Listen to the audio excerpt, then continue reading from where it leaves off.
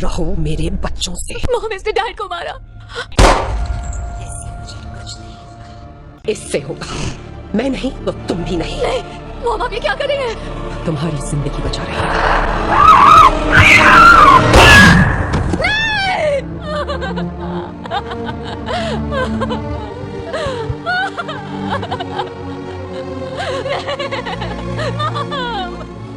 घबराओ मत माता, मैं यही हूं।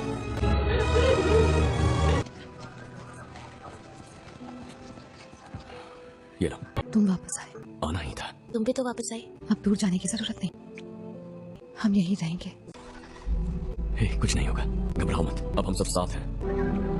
आजा।